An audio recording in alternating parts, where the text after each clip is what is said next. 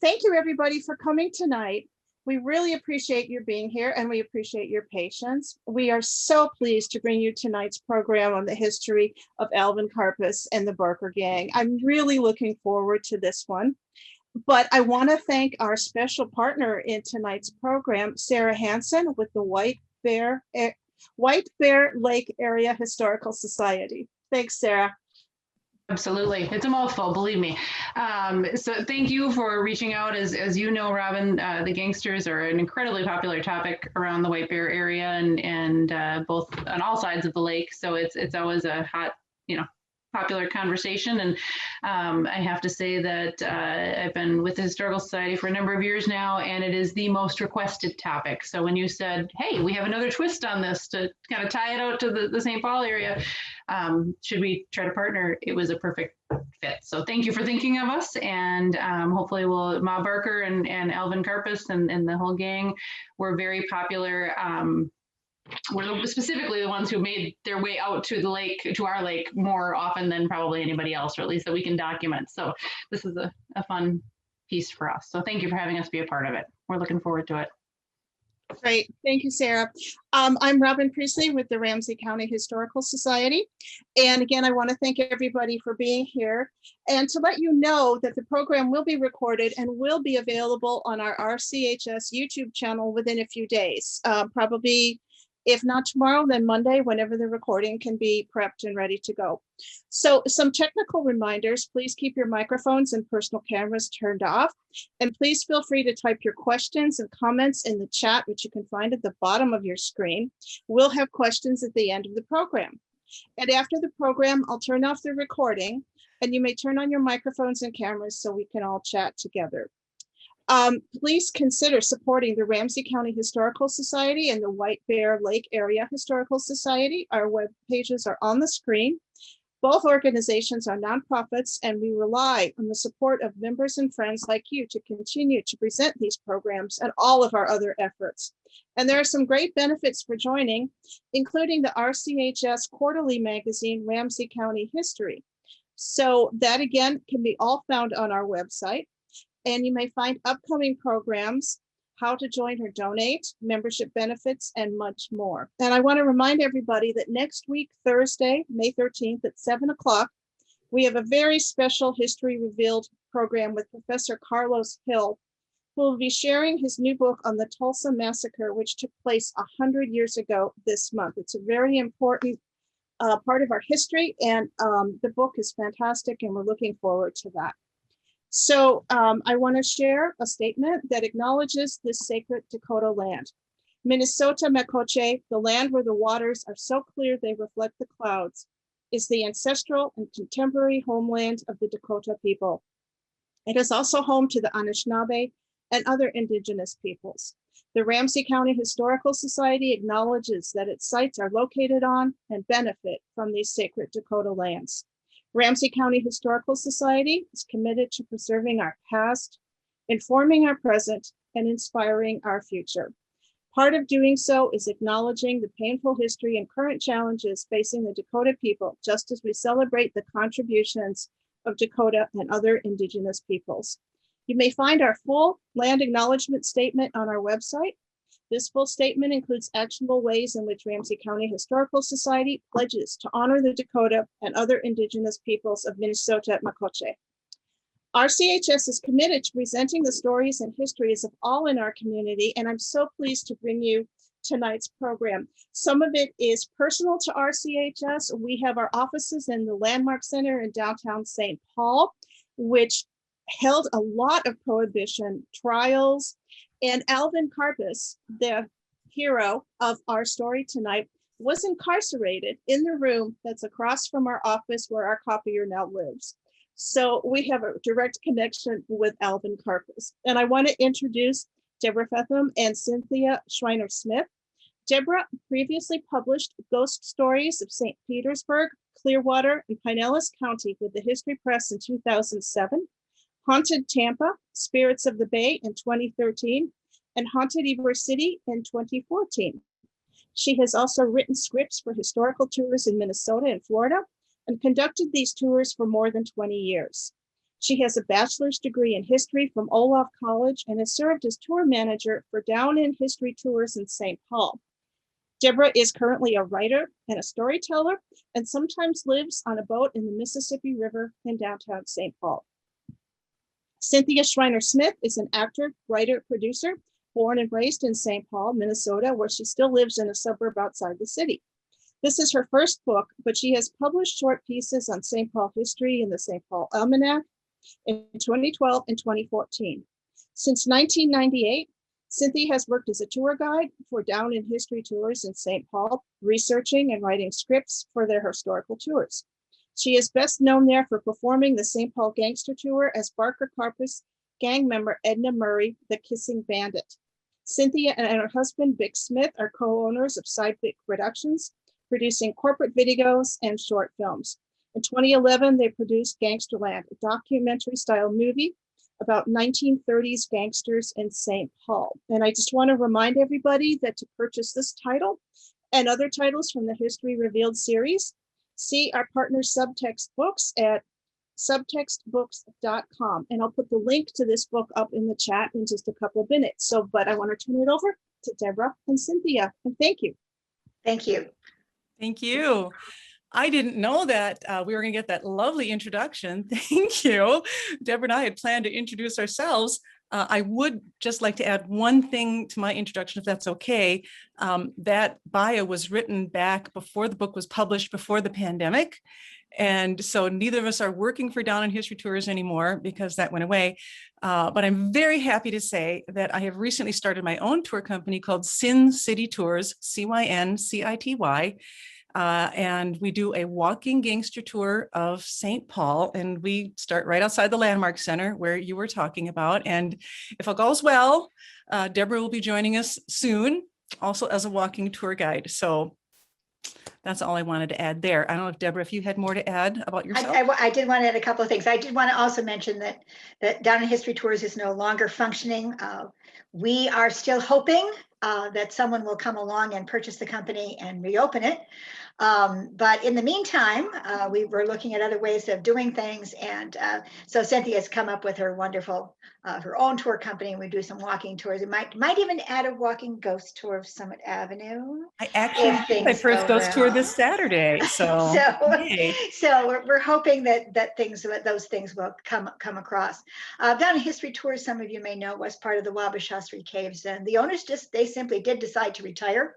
It is not, wasn't a COVID thing, although they sort of took COVID as a sign that it might be time. But Cynthia and I knew each other long before then. I think we've been friends for almost 30 years now, Cynthia, honestly. Say that. Can we admit that? I think we can. But I actually, Cynthia and I were both actors, and we did some plays together, including at Lakeshore Players up in White Bear Lake.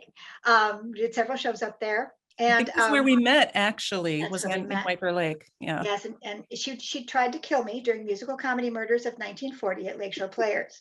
So there's something criminal about our background somehow. But that's where we met. And then she had her own theater out in Stillwater, and I worked for her out there as an actor. And then when I was managing Down in History Tours, I hired her. So I worked for her. She's worked for me. It's one of these symbiotic relationship type things. So we've known each other for quite a while. And then I also wanted to address where we got the idea, why we decided to put together this book. You heard in my bio that I had done 3 other books. These are all for History Press, which is a small press. It's actually joined with Arcadia Press now, makes it a little bit larger. It's still considered a small press. It's in Charleston, South Carolina. For a few years, my husband and I lived in Florida, except during the summers. And during time I was down there, I was actually asked to write a book of ghost stories about the Pinellas County area, which is that St. Petersburg, Clearwater, the Tampa, that side of the Tampa Bay. And then they asked me to do the other side, Tampa itself, and then Ybor City, which is a part of Tampa. But I wanted to write something that wasn't Florida-based. I wanted to write something that was Minnesota-based, but I didn't, because I didn't live in Minnesota all the time. I was only there part of the time. I thought it might be better to have a co-author. And of course, my first thought was Cynthia, because we have worked together for so long. I actually was the one who suggested to her that she should play Edna Murray, the Kissing Bandit, on the Gangster Tour. And we both have a special interest in the Barker Gang. There's been a lot done in terms of the gangster history of St. Paul. Most of you are probably familiar very much with Paul McAbee's wonderful book, John Dillinger Slept Here. But that book is actually, it's over 25 years old now. And history is a dynamic thing. And I'm sure most people here you're interested in history, you know that. History is not static. We learn new things all the time. And so Cynthia and I decided we wanted to go ahead and try to put together specifically the Barker Gang, and Alvin Karpis in particular, who was really the leader of the gang. It wasn't really Freddie Barker by any means. It certainly wasn't Ma Barker by any means. And so we really wanted to emphasize Alvin Karpis's history and also incorporate some of this new research and that's coming along, and new things that have been found, which leads very well into what Cynthia is going to talk about. Yeah, I was just saying that research. Oh my gosh, the research. And although both of us had been doing the Gangster Tour for over 2 decades, as Deborah says, you're always learning things. And back in 2011, my husband and I, we have a video production company also. We produced a movie called Gangsterland about gangsters in St. Paul, and it's out on DVD. And we got really lucky in that there was a gentleman up in Canada by the name of Robert Livesey, and he helped Alvin Karpis write his second book, On the Rock. And he helped us with, a little research for this movie. And then Deborah said, well, let's write this book. And I went, okay. And so I contacted Robert again. I can't believe he's still around. He was a really young guy when he helped Alvin Karpis write his book. And so he helped with a lot of research, and there's so much new information and misinformation that we were able to correct by talking to this person who actually knew Alvin Karpis really well. I mean, it was interesting talking to Robert, because he's going like, well, Al was staying at my house and I went to see Al in Spain, and and I'm like, wow, oh my God. And also through working at the caves, also got to know other people. Another very important person that helped us was a woman named Pam Payden Tippett. Her grandmother was Edna Murray, the Kissing Bandit, the actual member of the Barker Gang. And so she was just invaluable in helping us with research. And we had many other sources, of course, but being able to interview these two people who actually knew the people that we were talking about was really great. And then also we have to give a great big giant shout out to these 3 guys that run the St. Paul Police Historical Society. They were great. They gave us so much information. They gave us photos for the book. One interesting thing about the gangster history in St. Paul is that the St. Paul Police Department used to be the main public safety building, as they called it, was on 10th Street by Robert in Minnesota. And in the 70s, they decided that they didn't have enough room. And back then, things weren't kept on computers. They were kept on paper and in folders, and they didn't have enough room. So they started pitching just all these old records, and they only pitched stuff from the gangster era. It's really weird. During that time when the police department was kind of corrupt, that's the only stuff they threw out. And so a couple of these guys actually did some serious dumpster diving in the 70s and started pulling some of these records out. And so they were very invaluable in helping us to write the book. So we really did our research on this. So I think we should get into it. And I just want to say one other quick thing. I want to let you all know that the reason we were late is because I could not get my PowerPoint to work. However, when we do our walking tours of the Gangster Tour in downtown St. Paul, Sin City Tours, we carry along with us, we're very analog. We bring along a 3-ring binder that we show you. So I can flash to you my 3-ring binder. Very high tech. High tech. So yes, so I start the tour by saying, look at all these guys who came to St. Paul back in the 1930s. Dillinger, Babyface Nelson in the middle on the top there, Alvin Karpis over here, the Barker brothers, and this guy down here is Pretty Boy Floyd. He didn't come to St. Paul, but he's pretty. So we show them to you. So I may flash a few photos from time to time as we explain to you why all these guys were in St. Paul. Take it away, Deb. Exactly. Yeah, and why all these guys were in St. Paul. That's another good segue there, Cynthia. And one of the things I wanted to stress too in terms about why when we wanted to write the book, we are not in any way glorifying these guys. I want to make that very clear. We want to make, these were bad guys. And our interest in them is history. But we're not trying to glorify them in any way. And I just wanted to add that and make that clear. But why they came, that goes back actually to a police chief who first became police chief in 1900. And his name was John J. O'Connor, and Cynthia's flashing us there. Here he is. Yes, I'm flashing. John J. O'Connor. And one of the things that in particular, the St. Paul Police Department Historical Society wants us to say, and it's very true, they tend to blame O'Connor for this horrible era of the gangsters coming to St. Paul. The fact is, O'Connor was a good cop who wanted to reduce crime. And he thought he could do it with what he called was intelligent police work, fighting organized crime with organized police work. And that's why he came up with the system. Now, we refer to it today as the O'Connor layover system. It was never known by that in his time, but that's his name that's on it. It obviously survived him by many subsequent police chiefs. And Cynthia later will be talking about Police Chief Tom Brown, who was really the police chief at the height of the corruption era in St. Paul and in Minnesota. But Chief O'Connor came up with this system, and basically it meant that a criminal could come to the St. Paul area and they could treat St. Paul as a home base.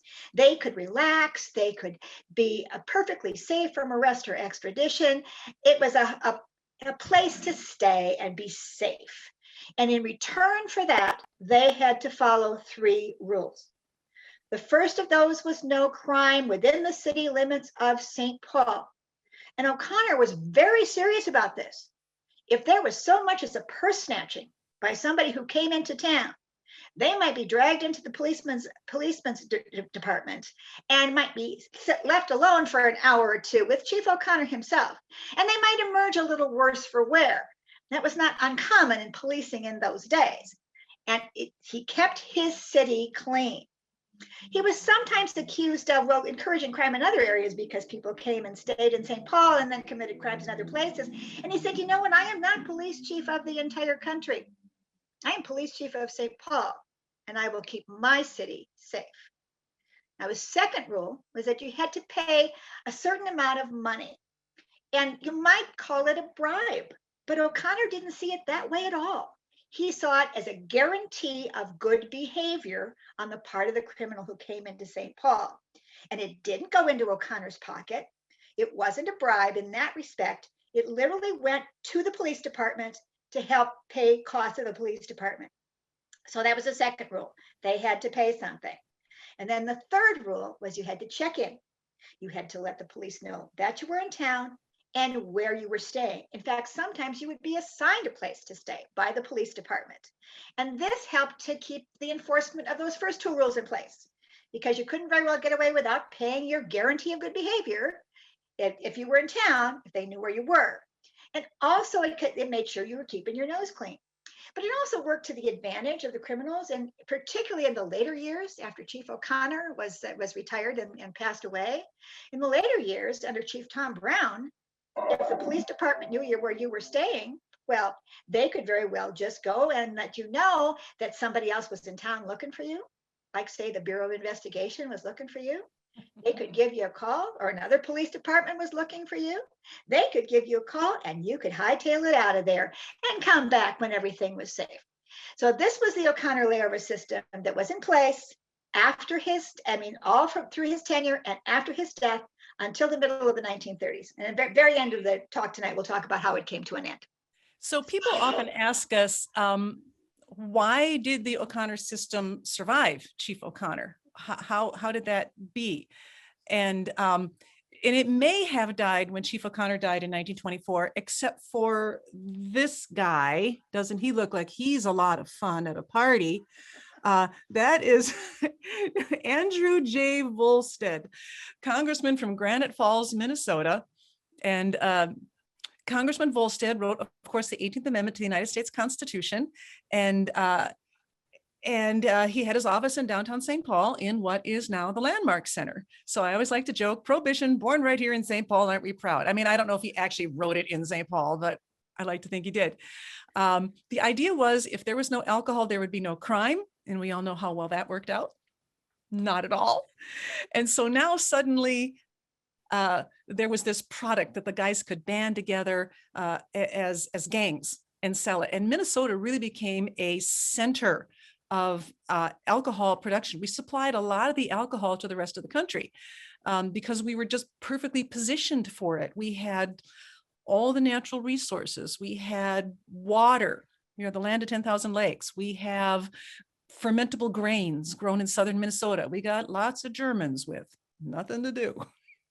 And thanks to James J. Hill, we had a lot of railroad tracks. They went to Canada, which is real close by. And Canadians were great neighbors. They didn't care. Ship all the booze across our country that you want, drop it back into ours. So Minnesota really supplied a lot of the alcohol for the rest of the country. And I think, so that opened the door for gangsters coming into St. Paul.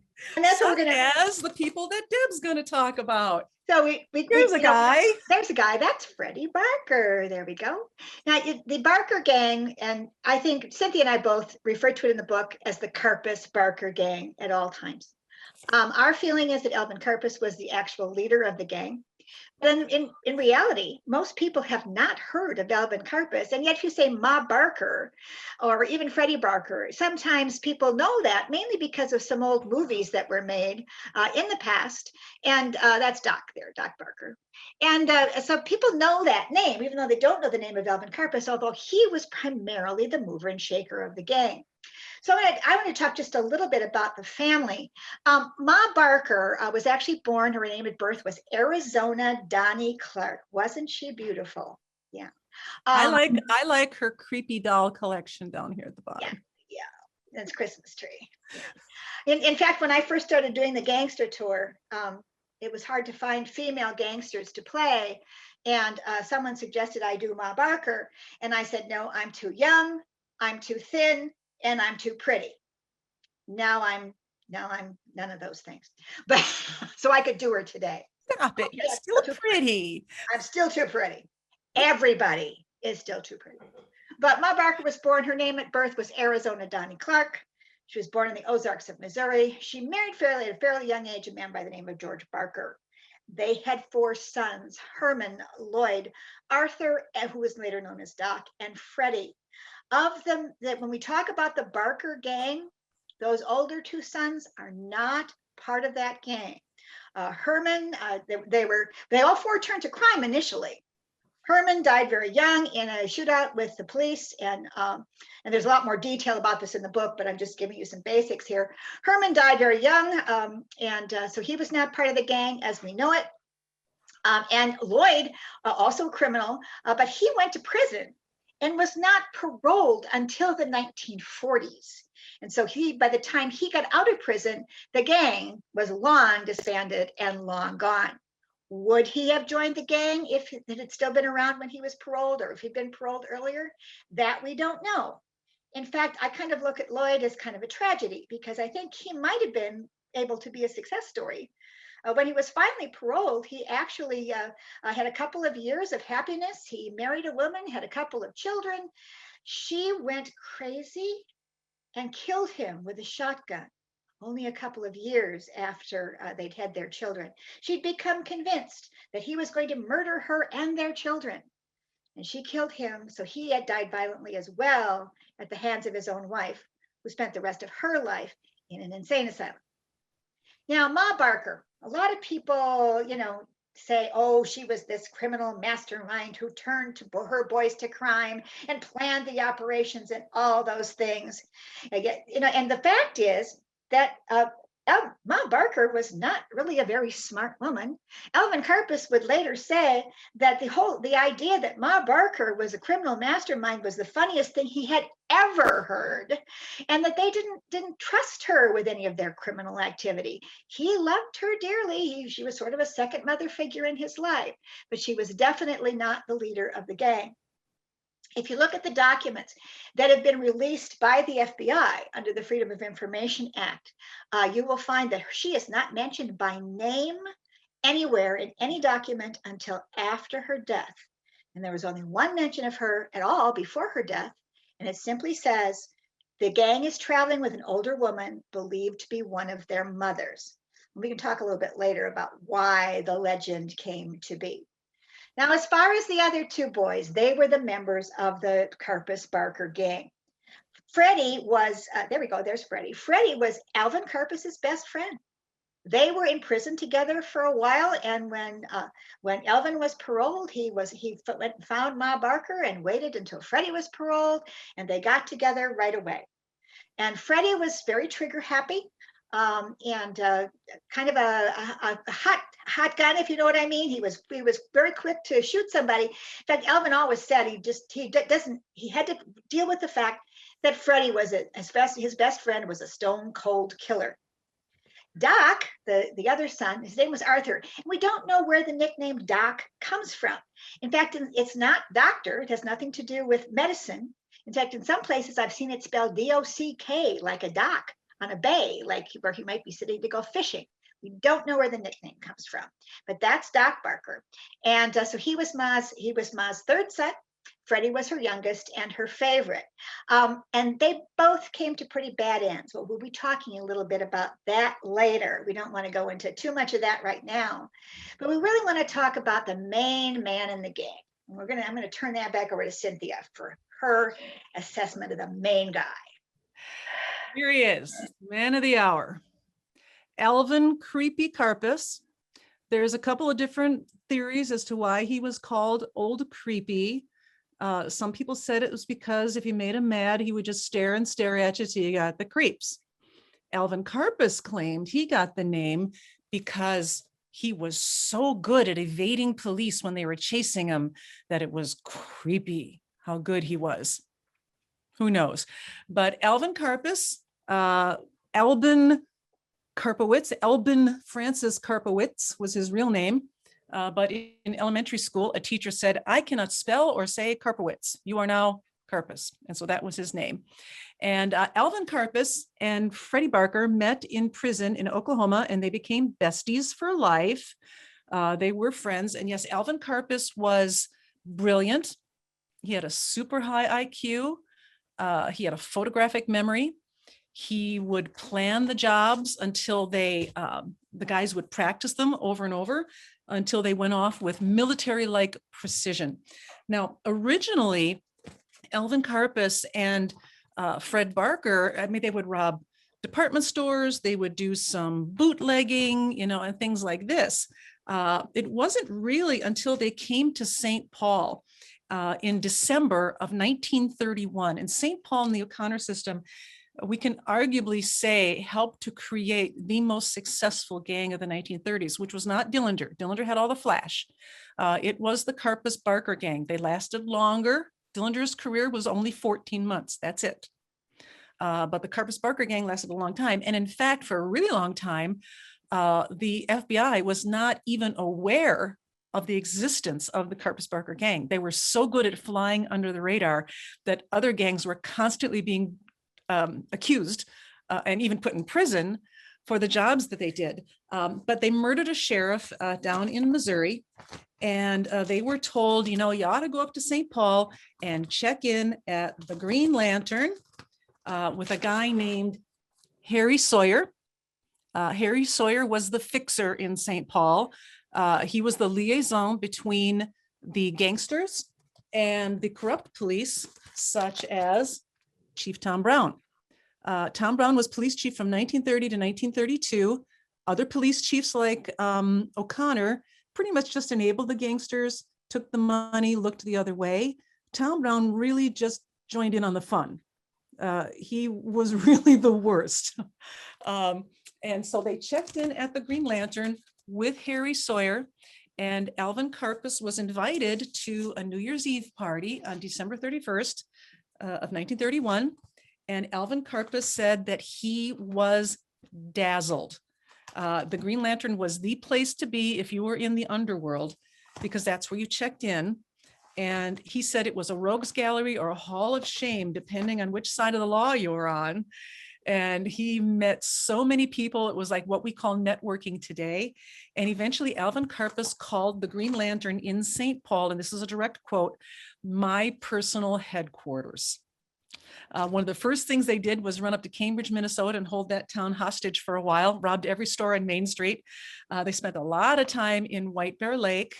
They robbed a lot of banks, living on their house, in their house on Robert Street in West St. Paul. And they were there for quite a while, several months, until somebody recognized them as being wanted men. So they had to take off, and they were able to escape with the help of Tom Brown. Now, eventually they got the reputation of being the best, most organized gang that you could hire. And when Tom Brown stepped down as police chief, unfortunately for the gangs, he was replaced by Chief Thomas Dayhill, who was a law and order guy who wanted to really clean up the city and get rid of the O'Connor system and this, that, and the other thing. And he started arresting people in St. Paul. That didn't sit so well with the gangsters.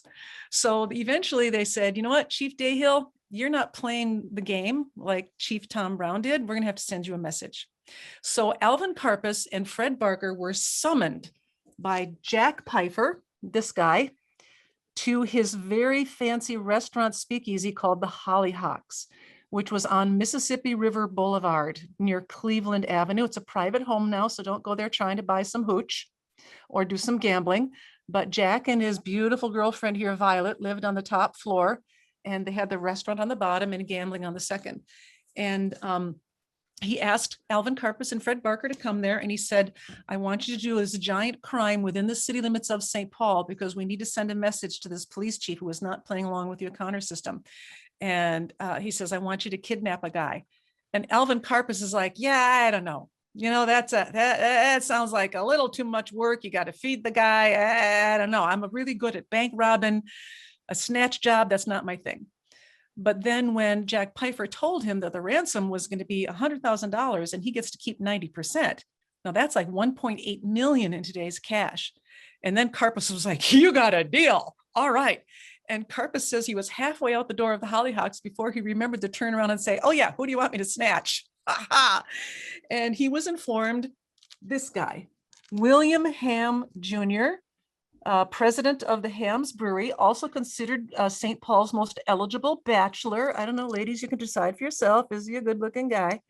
And they snatched him in St. Paul near his brewery, but they planned that job from their house that they rented up in White Bear Lake on Bald Eagle Lake, coming down and watching him every day. And we do outline the details of that kidnapping in the book. Unfortunately for the gangsters, Chief Dayhill did not get the message. He still kept arresting people. So they said, well, we need to do another high profile crime in St. Paul. And this time, Harry Sawyer of the Green Lantern contacted the Karpis-Barker Gang and said, well, you did so well with Ham, let's snatch another guy. And so this time the victim was this guy, Edward Bremer, president of the Commercial State Bank. They snatched him January of 1934, shortly after he dropped his daughter, Betty, 9-year-old Betty, off at her school over on Goodrich Avenue, just off of Lexington. And it really is the Bremer kidnapping, along with John Dillinger doing a big shootout in St. Paul, just down the block. Here he is. There's the bad boy, John Dillinger. John Dillinger lived a block away from where the Bremer kidnapping took place. And just a couple months later, he had a big shootout there. And so now people are starting to say, wow, St. Paul is corrupt. So that's really when the the investigation began. And I'm going to kind of speed up here. I know we started late, but I want to get done. Just because Deborah brought it up, the character that I played for Down in History Tours for many, many years was one of the very few female gangsters. And she ran with the Karpis-Barker Gang along with her boyfriend, Volney Davis. So here she is, Edna Murray, the Kissing Bandit, and her boyfriend, Volney Davis. They were sweethearts on and off for 14 years. Volney Davis was the guy who drove Bremer's car after they kidnapped him, and he was eventually convicted for it and spent a lot of time in Alcatraz. Edna sang like a bird. She did not want to go to prison. She says, I am too pretty for that. And so she pretty much turned in a lot of the other guys after all this came, and they started coming to what is now the Landmark Center for all of their trials. But I'm jumping ahead a little bit. First, we need to tell you exactly how the O'Connor system came to an end. And that's you, Deb. That's me. Okay. We talk a little bit about the trials. It's interesting, and Cynthia mentioned that other gangs were getting blamed for the Karpis-Barker activity. One of the trials that was held in the Landmark Center was the trial of the gang of Roger the Terrible Toohey out of Chicago. He and his gang were brought to St. Paul and tried at the Landmark Center for the kidnapping of William Ham. And part of that was due to Tom Brown being able to plant so many really nice false clues as former police chief, because he was a detective at the time, able to plant some false clues. And so they actually brought this other gang to trial. They were acquitted, which is a good thing because they weren't the ones that did it. The most famous trial that took place at the Landmark Center would be the trial of for the kidnapping of Edward Bremer. And for this, they brought in Doc Barker, they brought in Edna Murray, the Kissing Bandit, they brought in Volney Davis, they brought in Jack Pfeiffer, they brought in many, many people to be tried for the kidnapping of Edward Bremer. It was quite the sensational trial.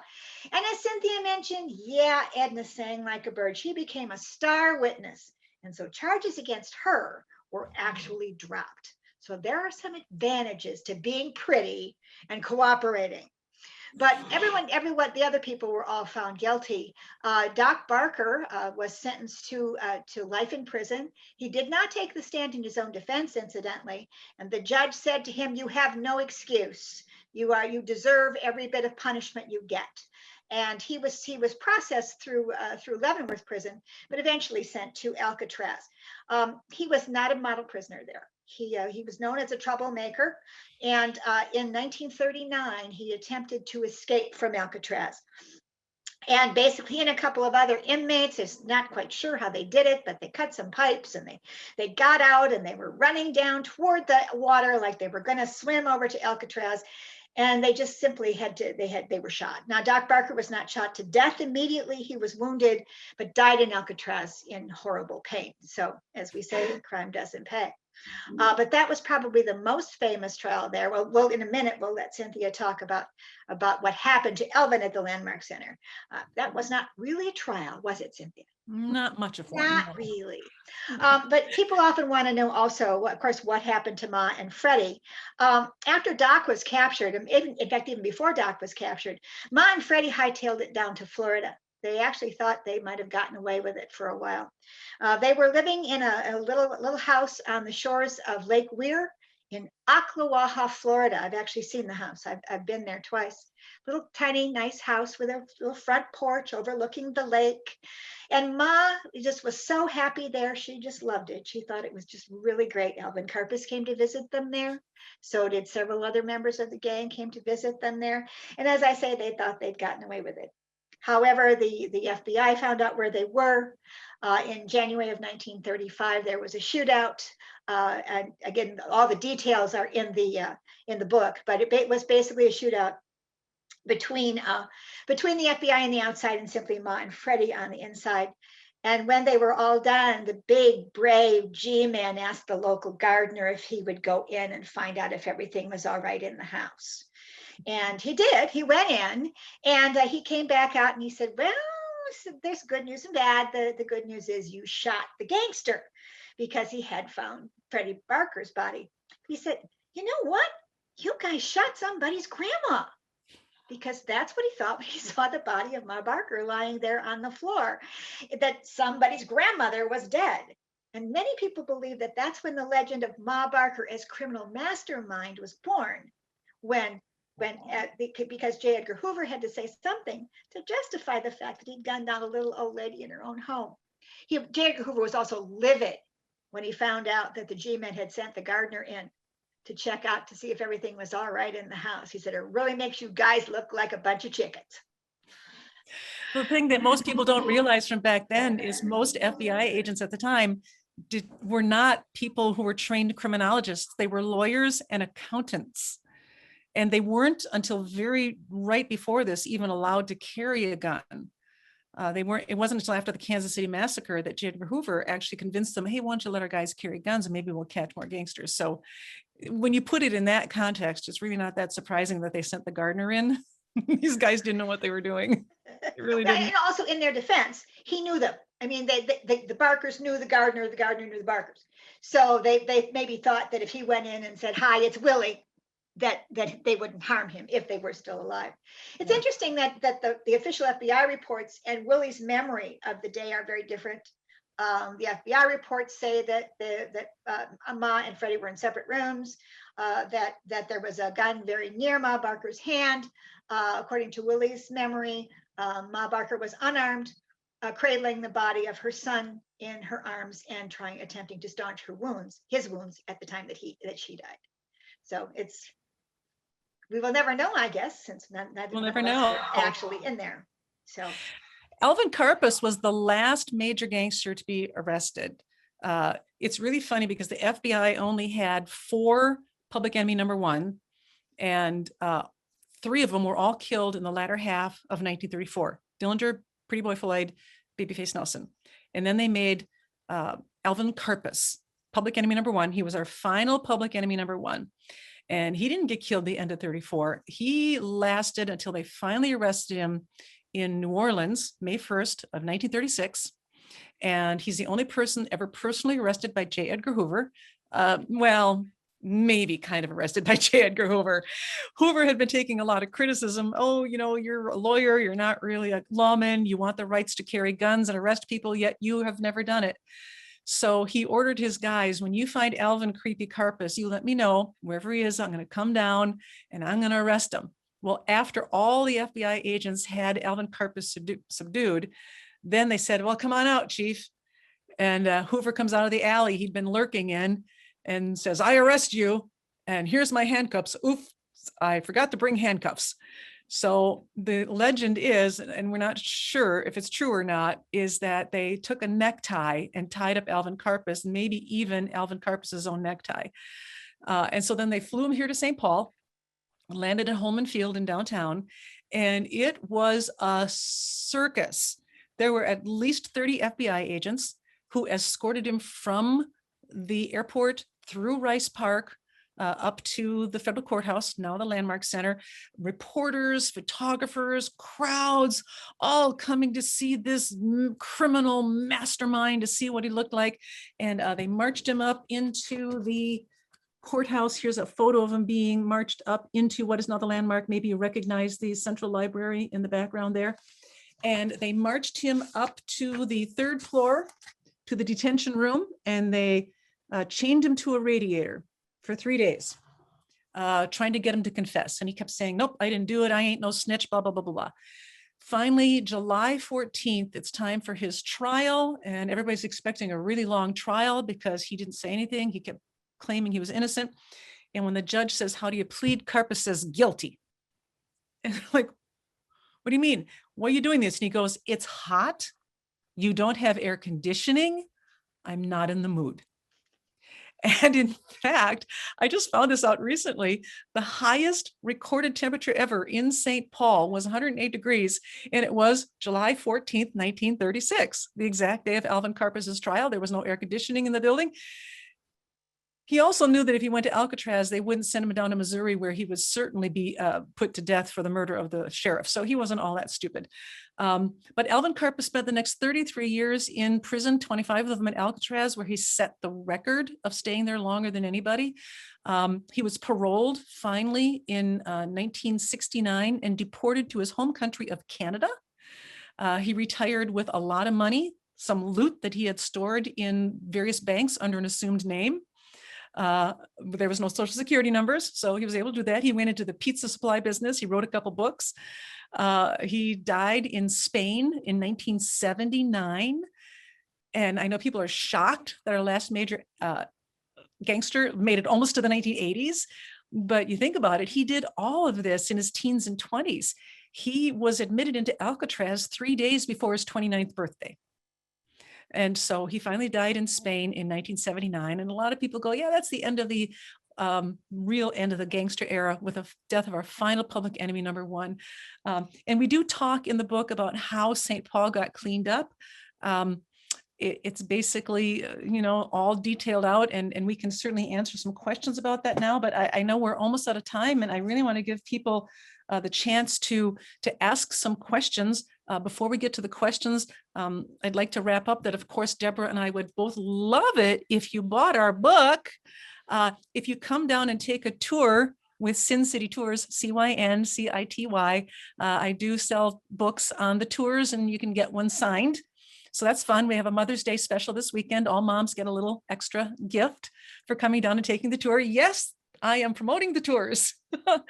So I hope you can come on down to that. And unless you have anything more to add right now, Deborah, I'd really love to open it up to if anybody has any questions at all. I just wanted to do just a quick overview of the ending of the system as a whole, because it wasn't just with the gangsters going. We had to get rid of the corruption in the police department, and Cynthia alluded to already Chief Dayhill coming in, and in fact Chief Dayhill had a really rough road to hoe.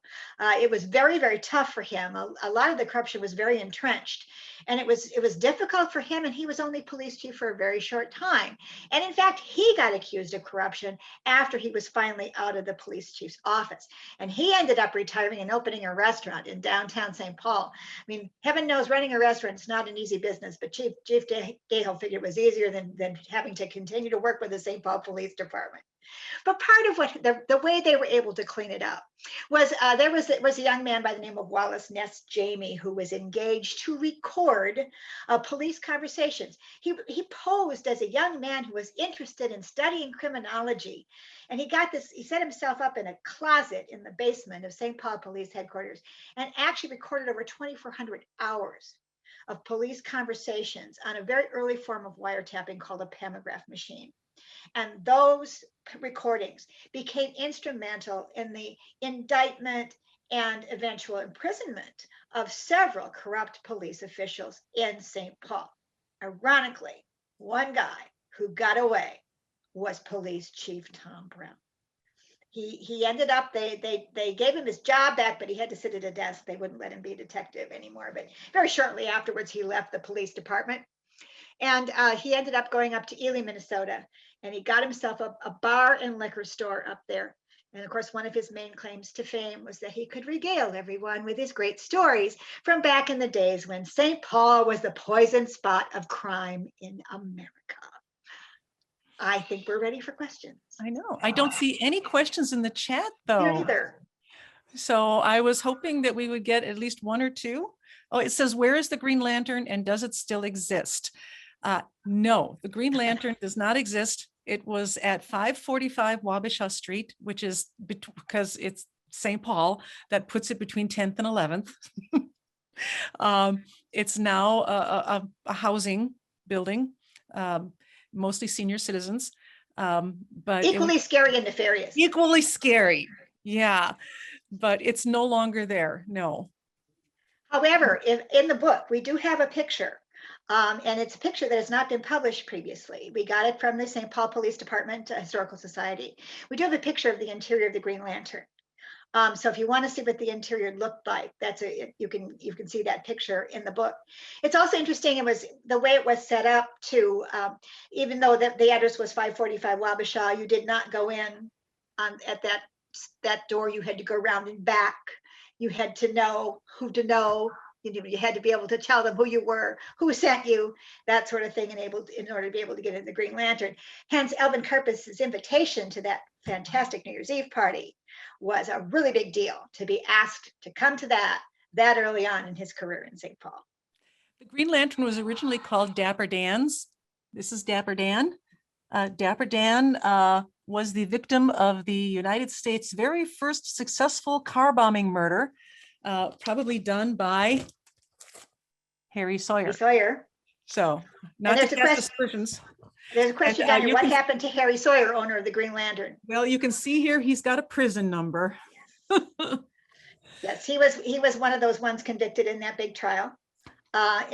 He served, I correct me if I'm wrong, Cynthia, it was the 1950s? He was they were released about in 1955. 55. They were and only 1 month after he was released, he died of cancer in Chicago. He spent 20 years exactly in Alcatraz. The parole was really a form of compassionate release because he was already dying. Yeah. And another important figure that we talked about that had a very interesting ending was Jack Pfeiffer, the owner of the Hollyhock Saloon. He was among those convicted. He swore that he was innocent, and he was going to have an appeal, and everything was going to be fine. And that evening, after being taken from the courtroom back to his cell, he was found dead with cyanide poisoning. And the official diagnosis was that it was suicide by cyanide. But remember the pretty girlfriend that Cynthia showed you? She was his wife by then.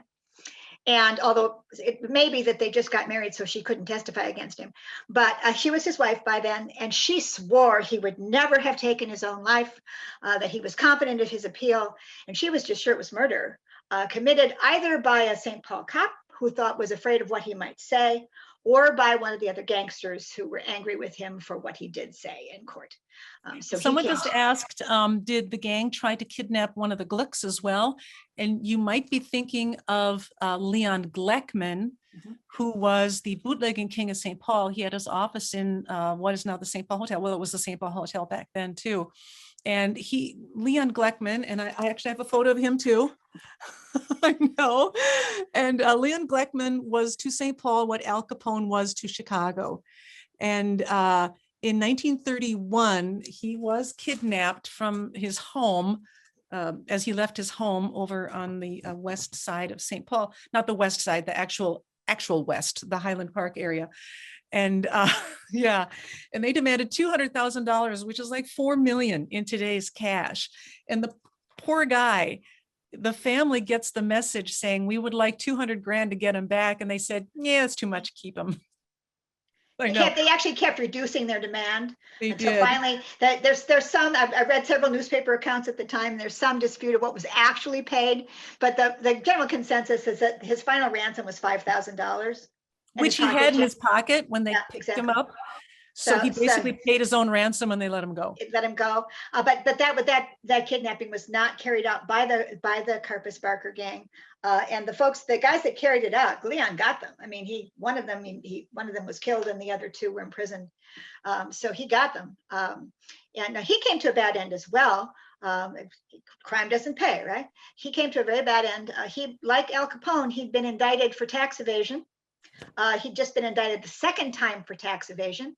So he went out and had a real nice afternoon golfing with his friends, got himself really liquored up, and drove his car into an abutment on Kellogg Boulevard, right by the overpass of the Union Depot, and died of a brain hemorrhage. In fact, he was almost decapitated by the speed, in the auto accident, by the speed with which the car hit the abutment.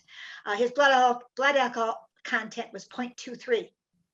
So it's kind of ironic that the bootleg king, the prohibition king of St. Paul, died with a blood alcohol content that high. Again, there is some speculation that it may have been suicide, that he went out and had a nice afternoon with his friends, got himself as liquored up as he could and took his own life rather than go to prison. Although it may very well just have been an auto accident by someone who was very, very intoxicated. And I see someone is asking again about the Gluck kidnapping, and I have heard of that there was an attempted kidnapping. And I'm sorry to say, I don't know a lot of details about it because it wasn't carried out by anybody in the gangster realm. And that's kind of our wheelhouse.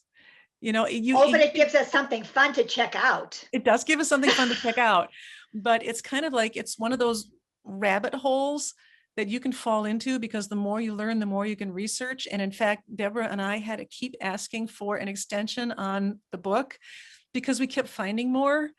And one of the biggest things was I was finally able to contact Robert Livesey up in Canada again, the person who helped Alvin Karpis write a book. And the book was due like in 2 days, and I had to write the publisher and say, you know what, I cannot publish it without getting all of this verified by the guy who actually knew Alvin Karpis. There's another question here. Was the Karpis-Barker gang involved in bootlegging or mostly robbery? The Karpis-Barker gang was really not involved in bootlegging operations. They were in bank robbing was their thing. Even the kidnapping, when they started doing it, it was a new thing to them. And they robbed a lot of places other than banks. Alvin Karpis actually liked to rob nice clothing stores because he liked nice clothing, and he'd like to be, sartorial and didn't want to have to pay for it. But they were not involved in bootlegging. And neither was Dillinger. No. Those guys, Pretty Boy Floyd, Babyface Nelson, they might be more accurately described as the motorized bandits. They were the ones who rode around in fast cars with good ammunition and good guns and robbed. It's still an outgrowth of Prohibition, though, because in a way it was, you look at people like Leon Gleckman, Kid Can over in Minneapolis, Al Capone in Chicago. A lot of these guys, when Prohibition obviously became, it was a failure, that's when they turned to other means of making money.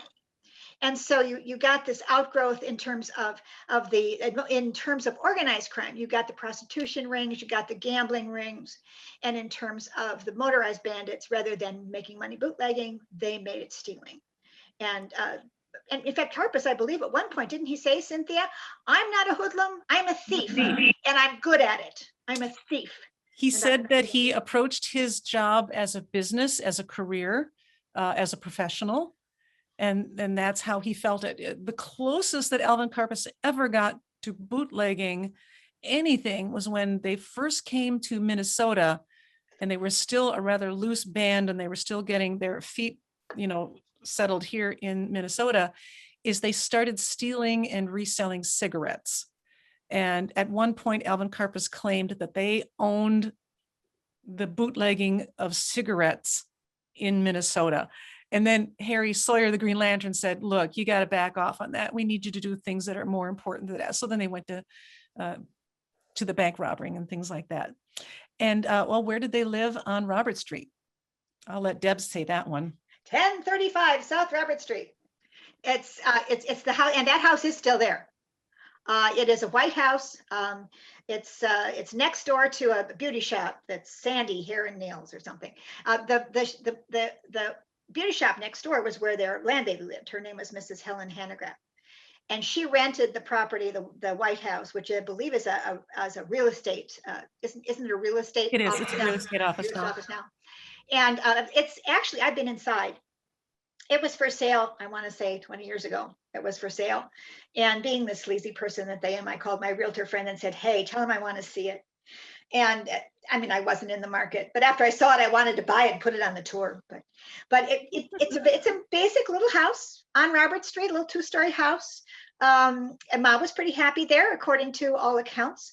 But as Cynthia mentioned, they had to get out. It was actually their landlady's son who put the finger on them. He'd been reading True Detective magazine and saw their pictures.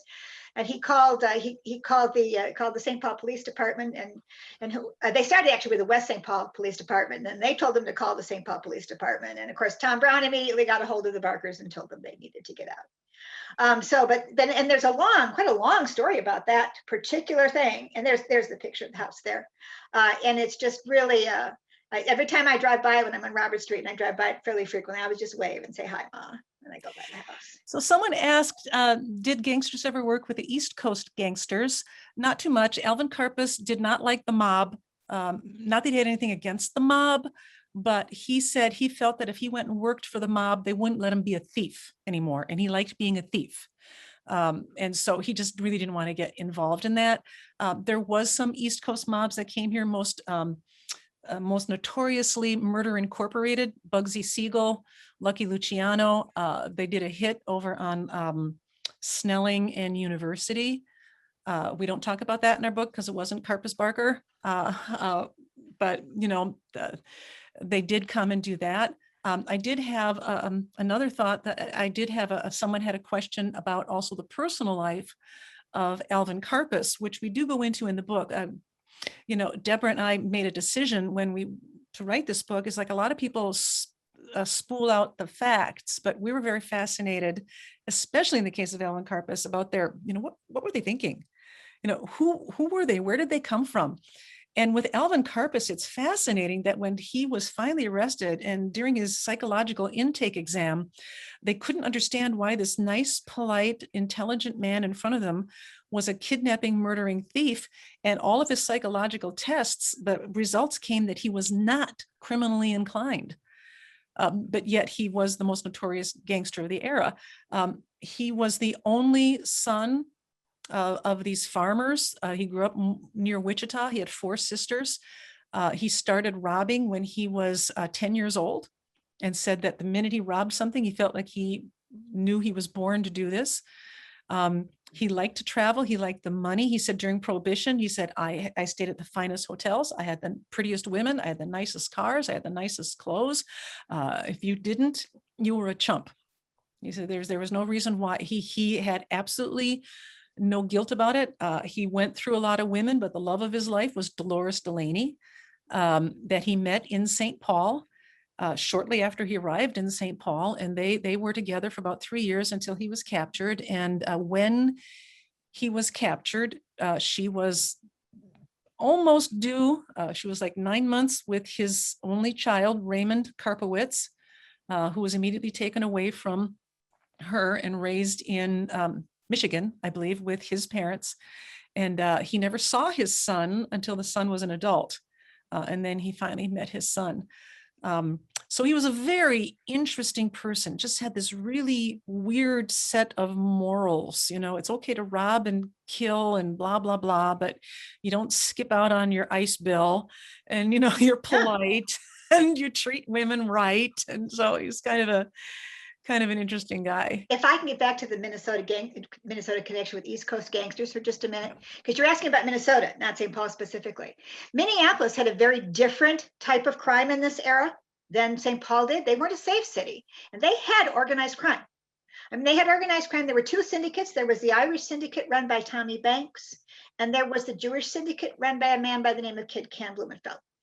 And Kid Can, who was the big gangster in terms of mobs and organized crime in Minneapolis, had a lot of connections with the East Coast. In fact, after he was finally arrested, they actually got him on the Mann Act. Some people say the Mann Act, that is transporting young girls across state lines for immoral purposes. That actually was written so they could get Kid Can. He was actually arrested on that. He was sentenced to 10 years in prison. He served about 4, I think, and then was paroled. He ended up going to Miami Beach with a very famous East Coast gangster named Meyer Lansky.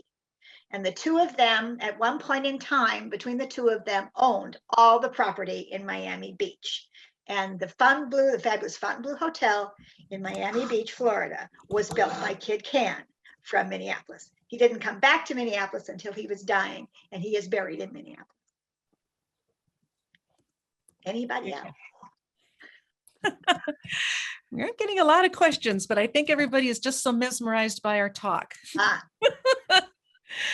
So I'm going to put in a link to, if you want to sign up for a gangster tour. I hope that's okay. I hope to see some of you down there, and you can bring your book. We've had a couple people already show up with copies of the book that they already bought and had me sign it when we were down there. So unless there's any other questions, I think we can. If you want to go ahead and throw it open, Robin, and we just. Yeah, we'll throw it open, but I'll turn off the recording in a minute. But first of all, I want to thank Deborah and Cynthia for a wonderful, charming, and fascinating talk. There was a lot we all know about St. Paul's bootlegging background or history. And so there was a lot of new information, and we really appreciate all the research that you did for the book. I have a copy. It's a great book. So feel free to go to subtextbooks.com to pick up a copy, or watch for the video on our YouTube channel. And again, I'm going to thank everybody for being here.